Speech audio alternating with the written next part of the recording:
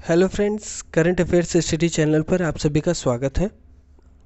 आज हम नियमित टीकाकरण के बारे में अच्छे से डिस्कस करेंगे। नियमित टीकाकरण यानी कि राष्ट्रीय टीकाकरण, जो भी नवजात शिशु हैं उनको किस एज पे या किस समय कौन सा टीका लगाया जाना ज़रूरी है उसके बारे में हम अच्छे से डिस्कस करेंगे।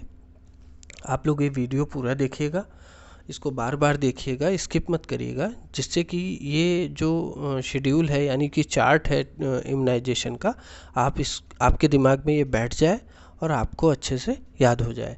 क्योंकि नियमित टीकाकरण से कोई ना कोई क्वेश्चन आपको मेडिकल के एग्ज़ाम में या नर्स के एग्ज़ाम में या फिर एनएचएम के एग्ज़ाम में या फिर और जो भी गवर्नमेंट एग्ज़ाम है, आपको उसमें कोई ना कोई क्वेश्चन देखने को मिल जाता है। तो इसलिए हम इस वीडियो को अच्छे से डिस्कस करेंगे। ठीक है, चलिए आगे बढ़ते हैं।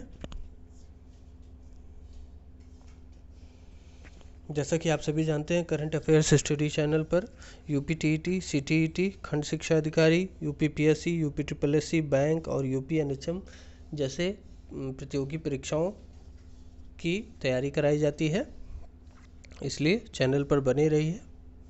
ठीक है, आज हम डिस्कस करेंगे टीकाकरण का महत्व, जिसमें है टीकाकरण का परिचय, टीकाकरण क्यों जरूरी है, टीकाकरण की सुविधा कहाँ उपलब्ध है, टीकाकरण का चार्ट ऑब्लिक शेड्यूल। ठीक है, चलिए एक एक पॉइंट पर हम डिस्कस करते हैं।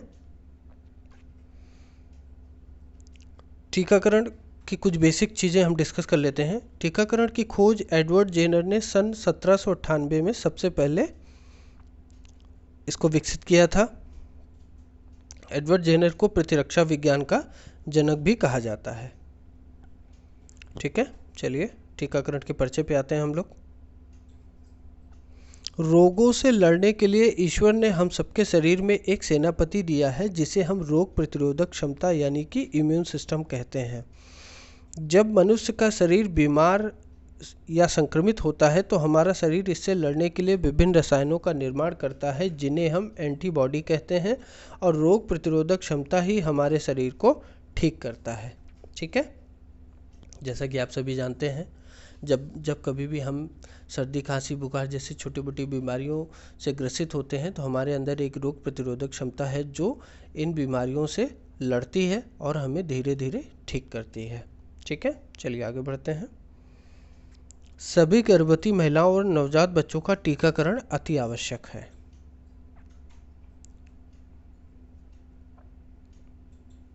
अगला पॉइंट है, बीमारी से ठीक होने के बाद भी ये एंटीबॉडी शरीर में ही रहते हैं।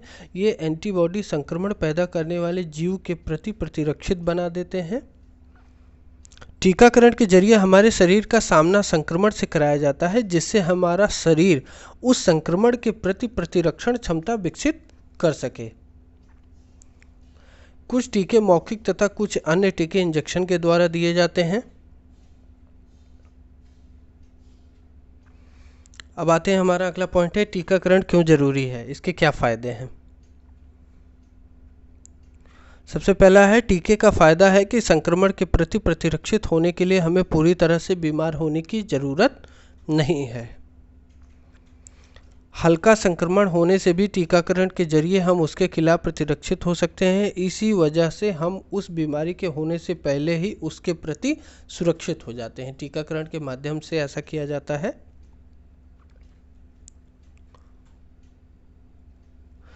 बचपन में टीकाकरण करवाने से शिशु अपनी ज़िंदगी की शुरुआत में ही संभावित गंभीर बीमारियों से प्रतिरक्षित हो जाता है।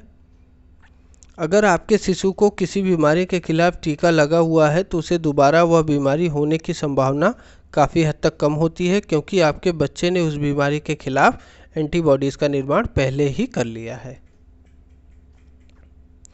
टीकाकरण कहाँ कहाँ होता है।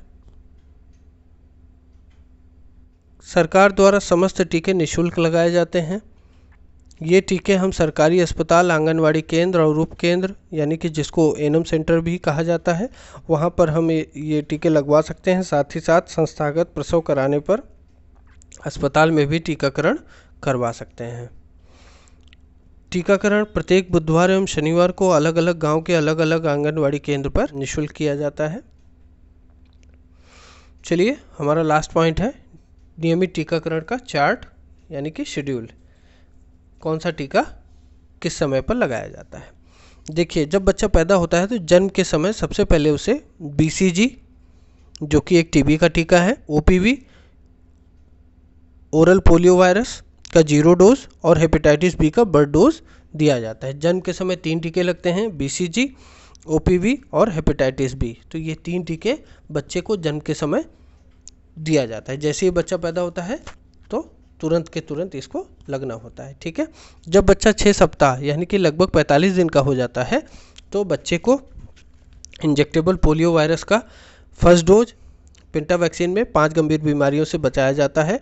DPT, हेपेटाइटिस बी और हिप, इन 5 बीमारियों से पेंटा वैक्सीन बच्चों को बचाती है। ठीक है। और रोटा वायरस की पहली डोज लगाई जाती है जो कि रोटा वायरस दस्त से बचाव के लिए है, और न्यूमोकोकल वैक्सीन यानी कि PCV वैक्सीन दी जाती है। तो जब बच्चा 6 सप्ताह का होता है तो उसे IPV, पेंटा वैक्सीन, रोटा वायरस और न्यूमोकोकल वैक्सीन यानी कि PCV दिया जाता है।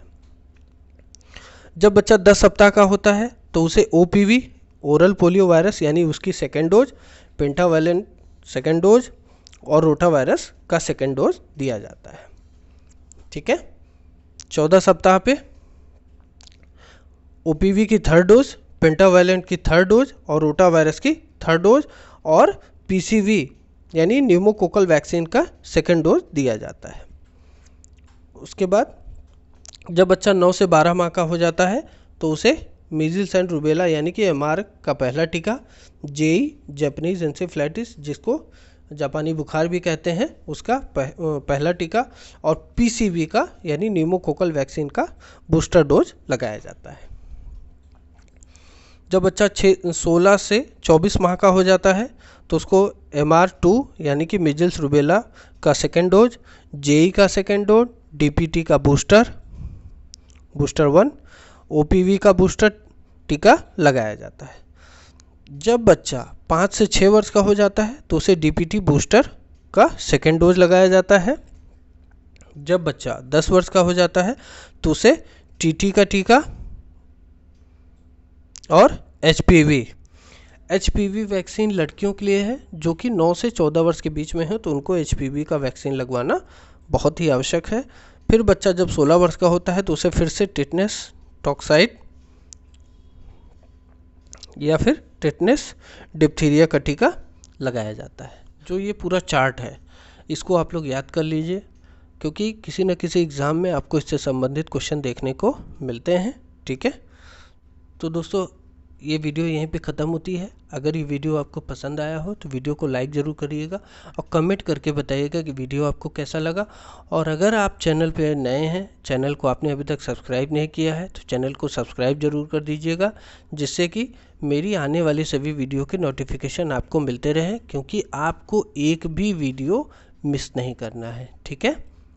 चलिए, मिलते हैं नेक्स्ट वीडियो में। जय हिंद, जय भारत।